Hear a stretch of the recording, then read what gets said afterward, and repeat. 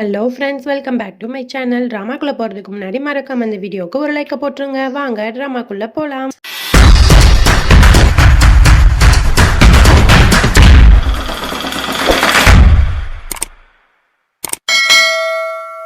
Starting சீன்ல ரதன் சிங், தியா, யாஷ் 3 பேருமே ஒரு பொண்ணை துரத்திட்டு ஓடிட்டு இருக்காங்க. அப்ப தியா இருந்துட்டு அந்த பொண்ணை பிடிச்சிடுறா. தியா அந்த பொண்ணை பார்த்துட்டு பயங்கரமா ஷாக் ஆயிடுறா. அது யாரு அப்படின்னா யாஷோட ஒய்ஃப் தான் அங்க இருப்பா. உடனே இது யாஷோட ஒய்ஃப் தான் அப்படிங்கறத யாஷோ ரதன் சிங்கோ பார்த்தா பெரிய பிரச்சனை ஆயிரும் அப்படின்னு சொல்லிட்டு தியா வந்து அவங்களுக்கு தெரியாம யாஷோட ஒய்ஃபை வந்து தனியா கூப்பிட்டு போயிடுறா. தியா கேட்கறா, எதுக்காக நீ இப்படி பண்ண அப்படிங்கிற மாதிரி கேட்டோன்னா அதுக்கு அந்த பொண்ணு சொல்றா, இந்த மாதிரி யாஷ் எப்ப பார்த்தாலும் தியா ரதன் சிங் இப்படியே தான் சொல்லிட்டு இருக்காங்க. எனக்குன்னு ஒரு அட்டென்ஷனே கொடுக்க மாட்டாங்க. அப்ப எனக்கு அது கோவம் வரதான செய்யும். அதனாலதான் உங்க மேல இருக்க நம்பிக்கை உடைக்கிறதுக்காக நான் இப்படி பண்ணேன் அப்படிங்கிற மாதிரி சொன்னோன்னு தியாக்கு வந்து மனசே உடைஞ்சு போச்சு. கரெக்டா அந்த இடத்துக்கு வந்து ரதன் சிங் யாஷு வர்றாங்க. உடனே தியா என்ன பண்றா அப்படின்னா அவளை கூட்டிட்டு போயிட்டு ஒரு இடத்துல மறைய வச்சுக்கிறா. அதுக்கப்புறம் என்ன பண்றா அப்படின்னா அந்த மெடிக்கல் பில் இருக்குல்ல அதை கிழிச்சு போட்டுறா. கிழிச்சு போட்டு இந்த நடந்தது யாருக்குமே தெரிய வேண்டாம், இது பெரிய பிரச்சனை ஆயிரும், அதனால இதை நீ இப்படியே விட்டுரு அப்படிங்கிற மாதிரி சொன்னோன்னே ஷோட ஒய்ஃபுக்கு வந்து பயங்கரமா எமோஷன் ஆகி, தியா நீங்க ரொம்ப நல்லவங்க, நான் தான் உங்களை தப்பா புரிஞ்சுக்கிட்டேன், என்னை வந்து நீங்க மன்னிச்சிருங்க ப்ளீஸ் அப்படிங்கிற மாதிரி மன்னிப்பு கேட்டு அழ ஆரம்பிச்சிடுறா. அப்புறம் ரதன் சிங், யாஷ், தியா 3 பேரும் வந்து நிக்கிறாங்க. உடனே தியா சொல்றா, இந்த மாதிரி வந்து யாரு திருடினாலும் அந்த பொம்பளை வந்து போலீஸ் ஸ்டேஷன்ல போய் நகை எல்லாத்தையும் ஒப்படைச்சிட்டாலாம், அதனால நம்ம இப்போ சேஃபா இருக்கும், ஒன்றும் பிரச்சனை இல்லை அப்படின்னு சொல்லிட்டு வீட்டுக்கு போறாங்க. வீட்டுக்கு போனா எல்லாருமே வந்து நகை கிடைச்ச சந்தோஷத்துல ஹாப்பியா இருக்காங்க. அதுக்கப்புறம் அப்படியே ஹோட்டல்ல தான் காட்டுறாங்க. அங்க பார்த்தா அத்தக்காரி, தியா, அப்புறம் ஆயுஷும் 3 பேர் நின்றுட்டு இருக்காங்க. அப்போ வேலைக்காரங்க எல்லாருமே வந்து ஒரு ட்ராலியை பிடிக்க முடியாம பின்னாடி ஓடி வந்துட்டே இருக்காங்க. உடனே உள்ள இருந்து ஒரு பொண்ணு குரல் கேக்குது. உடனே தியா வந்துட்டு, நீங்க உள்ள யார் இருக்கீங்க, வெளியே வாங்க அப்படிங்கிற மாதிரி கேக்குறா. உடனே அந்த பொண்ணு உள்ள இருந்துட்டு, இந்த மாதிரி நான் ரொம்ப ஏழையான பொண்ணு, இந்த பெரிய அரண்மனையில வந்து எனக்கு கொஞ்சம் வேலை கொடுங்களேன் ப்ளீஸ் அப்படிங்கிற மாதிரி ரொம்ப லொடன்னு பேசிட்டே இருக்கா. உடனே தியா சொல்றா, நீங்க ஃபர்ஸ்ட் கொஞ்சம் வெளியில வாங்க அப்படிங்கிற மாதிரி சொன்னோன்னா அந்த பொண்ணு வெளியே வந்துட்டு, என்னோட பேரு மீத்தி, நான் வந்து ஒரு கிராமத்துல இருந்து வந்திருக்கேன், நான் வந்து நல்ல ஸ்வீட் செய்வேன், நல்லா சமைப்பேன், எத்தனை பேருக்குனாலும் ஒரு ராஜ விருந்தே நான் வைப்பேன் அப்படிங்கிற மாதிரி லொடன்னு பேசிட்டே இருக்கா. இவ ரொம்ப லொடன்னு பேசுறது வந்து அத்தக்காரிக்கு வந்து பிடிக்கவே இல்லை. உடனே அவன் அந்த இடத்த விட்டு போயிடுறா. உடனே தியா சொல்றா, உங்களுக்கு கண்டிப்பா இங்க வேலை உண்டு அப்படிங்கிற மாதிரி சொன்னோன்னா அவ ஓவர் எக்ஸைட்மெண்ட்ல தியாவை போய் அப்படி கட்டி பிடிச்சிடுறா. அதுக்கப்புறம் நான் ஸ்வீட் செஞ்சு கொண்டு வந்திருக்கேன், அதை நீங்க டேஸ்ட் பாருங்களேன் அப்படி சொல்லிட்டு லட்டுவை எடுத்து கொடுக்குறா. உடனே தியா சொல்றா, நீங்க வந்து அவங்க கிட்ட கொடுங்க, அவங்க டெஸ்ட் பண்ணுவாங்க அப்படிங்கிற மாதிரி சொன்னோன்னே ஆயுஷ் வாங்கி அந்த ஸ்வீட்டை வந்து சாப்பிடுறான்.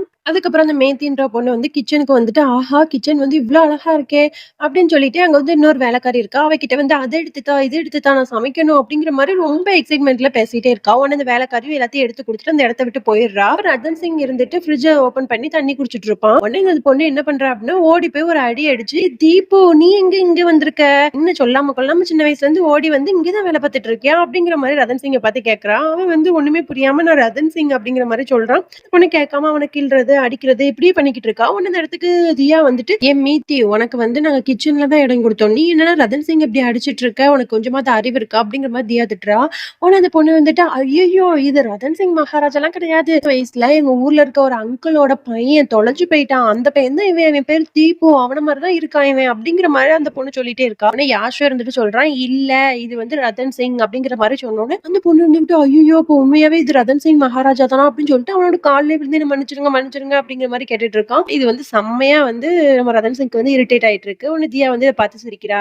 அதுக்கப்புறம் யாஷையும் யாஷோட ஒய்ஃபையும் தான் காட்டுறாங்க. யாஷோட ஒய்ஃப் சொல்றா, இந்த மாதிரி வந்து நான் உங்க ரிலேஷன்ஷிப் எல்லாம் தப்பா புரிஞ்சுக்கிட்டேன், என்ன மன்னிச்சிருங்க, யாவும் ரதன் சிங்கும் எப்பவுமே நல்லா இருக்கணும் அப்படிங்கிற மாதிரி சொல்லிட்டு இருக்கும்போது யாஷ் சொல்றான், இல்ல இந்த மாதிரி வந்து ரதன் சிங் வந்து தியாவை வந்து எப்பவுமே ஃப்ரெண்ட்ஷிப்பா மட்டும் தான் பாக்குறானே தவிர ஒரு ஒய்ஃபா பார்க்க மாட்டான், அதுதான் அவங்க 2 பேருக்குள்ள நிறைய பிரச்சனை வர்றதுக்கு காரணம் அப்படிங்கிற மாதிரி சொல்லிட்டு பேசிட்டு இருக்காங்க. அதுக்கப்புறமா யாஷோட ஒய்ஃப் என்ன பண்றா அப்படின்னா விறுவிறு ரதன் சிங் கிட்ட போயிட்டு, ரதன் சிங் இங்க வாங்க, எனக்கு ஒரு பெரிய பிரச்சனை, இந்த மாதிரி யாஷ் வந்து நிறைய பொண்ணுங்க கிட்ட வலிஞ்சு பேசிட்டு இருக்காரு, எனக்கு அது பிடிக்கவே இல்லை, நீங்க என்னன்னு கேளுங்க அப்படிங்கிற மாதிரி சொன்னோன்னு, யாஷா அப்படிலாம் பண்ண மாட்டானே, சரி அப்படிதான் பண்ணாலும் இப்ப என்ன விடுங்களேன், அவன் ஜாலியா இருக்கட்டும் அப்படிங்கிற மாதிரி சொன்னோன்னு, என்ன ரதன் சிங் நீங்க இப்படி சொல்றீங்க, இப்போ சப்போஸ் தியாவே ஒரு நிறைய பசங்கிட்ட பேசிட்டு இருக்கா அப்படின்னா உங்களுக்கு ஜெலஸ் ஆக தானே செய்யும், அந்த மாதிரி தானே எனக்கும் அப்படிங்கிற மாதிரி சொன்னோன்னு, என்னது தியா வேறாட்டியும் பேச எனக்கு ஜெலஸ் ஆகுமா, நெவர், அப்படி ஆகவே ஆகாது, உங்களுக்கு தெரிஞ்சு ஏதாவது ஒரு நல்ல பையன் இருந்தா கூட சொல்லுங்க, நான் தியாவை விட்டு நான் பேச வைக்கிறேன் அப்படிங்கிற மாதிரிலாம் சொன்னோன்னு இவ வந்து முழிக்கிறா. அதுக்கப்புறம் அந்த இடத்துக்கு யாஷும் வந்துடுறான்.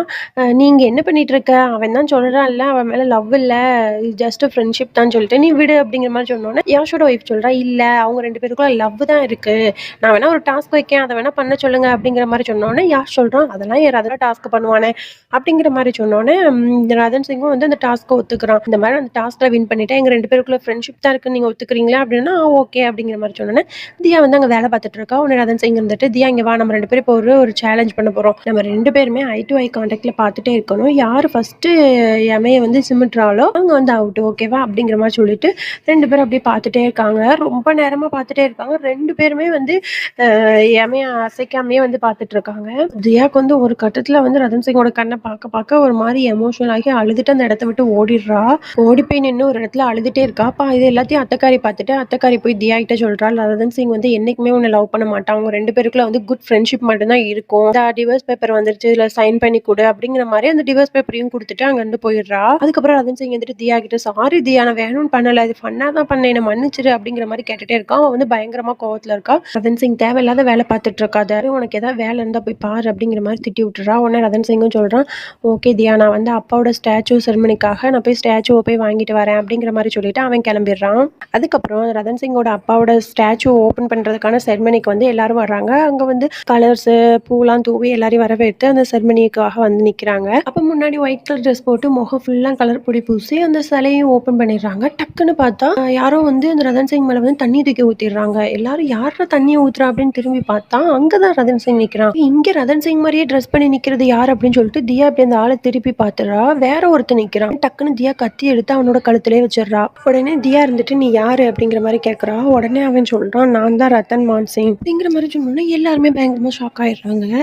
உடனே தியா சொல்றா உனக்கு என்ன பைத்தியமா இங்க இருக்கான் ரத்தன் நீ யாரு எதுக்காக எங்களை ஏமாத்துறதுக்காக இப்படிலாம் போய் பேசிட்டு இருக்க அப்படிங்கிற மாதிரிலாம் கேட்குறான். உடனே அவன் இருந்துட்டு பாஸ்போர்ட்லாம் எடுத்து காட்டுறான். பாருங்க நான் ஒன்றும் போய் சொல்லலை அப்படிங்கிற மாதிரி பாஸ்போர்ட் எடுத்து காட்டுறான். உடனே அது யாஷும் வாங்கி பார்க்குறான். தியாவும் வாங்கி பார்க்குறா. உடனே தியா சொல்றா பணம் கொடுத்தா எவ்வளோ ஃபேக் பாஸ்போர்ட்னாலும் ரெடி பண்ணி தருவாங்க அது தெரியுமா உனக்கு அப்படிங்கிற மாதிரி சொல்லிட்டு அந்த பாஸ்போர்ட்டை தூக்கி எரிஞ்சிடுறா. அதுக்கப்புறம் அவன் சொல்றான் இந்த மாதிரி வந்து நீங்க எனக்கு லெட்டர்ஸ்லாம் அனுப்புனீங்கல்ல அந்த லெட்டர்ஸ்லாம் என்கிட்ட தான் இருக்கு அப்படிங்கிற மாதிரி சொல்லி அந்த லெட்டர்ஸ் எல்லாம் எடுத்து காட்டுறான். உடனே ரதன் சிங் வந்துட்டு சொல்றான் தியா இதை நம்பாத நான் தான் அந்த லெட்டர்ஸ் அந்த பாக்ஸ்குள்ளே வச்சு நான் பூட்டிட்டு வந்தேன் எனக்கு நல்ல ஞாபகம் இருக்கு அப்படிங்கிற மாதிரிலாம் சொன்னோன்னா தியா அவன் சொல்றான் நான் உன்னை நம்புறேன் ரதன் சிங் அப்படிங்கிற மாதிரி சொல்றான். அவனே அத்தக்கார இருந்துட்டு ஒழுங்கு மரியாதை அந்த இடத்த விட்டு போயிரு எதுக்காக எங்க குடும்பத்துல இப்படி பிரச்சனை பண்ணிட்டு இருக்க அப்படிங்கிற மாதிரிலாம் எல்லாரும் வந்து அவனை திட்ட ஆரம்பிச்சோன்னே அவன் இருந்துட்டு ஓகே நான் இப்போ போறேன் ஆனா அவங்க எல்லாருக்கும் ஒரு நாள் தெரிய வரும் நான் தான் உண்மையான ரதன் அப்படிங்கிறது அப்படின்னு சொல்லிட்டு அந்த இடத்த விட்டு போறான். அதுக்கப்புறம் உடனே தியா சொல்றா அந்த பூசாரி இருக்காரு அவர்கிட்ட சொல்றான் இந்த மாதிரி வந்து சடங்கு ஆரம்பிங்க இன்னைக்கு எங்க மாமனாரோட 75வது பிறந்த நாள் அதனால ரதன் சிங் வந்து ஒரு கிஃப்ட் வந்து எங்க மாமனாரோட சிலைக்கு போட போறான்